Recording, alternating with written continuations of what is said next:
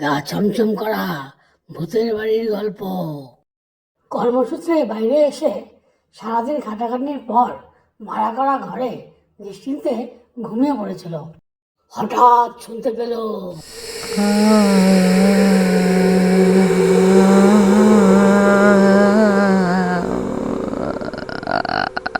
কিসের জন্য একটা গঙ্গানির আওয়াজ মনে হলো না? খুব ভয় পেয়ে আঁতকে উঠল। কেউ নেই কোথাও। বিছানা ছেড়ে উঠে পড়ল। এদিক ওদিক তাকিয়ে দেখলো, কোথাও কিছু দেখতে পেল না। কি করবে বুঝতে না পেরে আস্তে আস্তে ঘরের বাইরের দিকে এগিয়ে এলো। না, কোথাও তো কিছু নেই। বেরিয়ে দেখা যাক, যদি কারো দেখা পাই।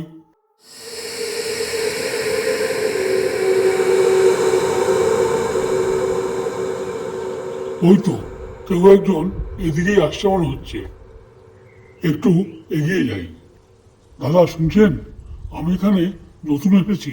ঘরের ভেতরে একটা গঙ্গানির আওয়াজ শুনতে পেলাম। আরে, আপনি এই ঘরে একা ছিলেন? এ তো ভয়ঙ্কর ব্যাপার। এই ঘরে কেউ একা থাকতে পারে না। এটা একটা ভুতুড়ে ঘর। কি বলেন দাদা, তাই নাকি?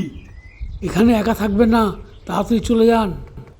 এখানে কেউ একা থাকতে পারে না। এই বাড়িটার নিচে একটা কবরখানা ছিল।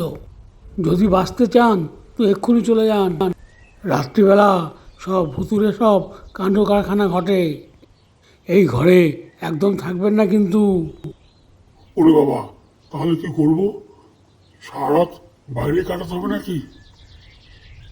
ওর কথা বললাম, ভেতরে যাবেন না। বাইরে বসে রাতটা কাটিয়ে দিই, তারপর সকাল হলে এই ঘরটাকে ছেড়ে দিতে হবে। ভিডিওটা লাইক আর শেয়ার করে দেবেন প্লিজ।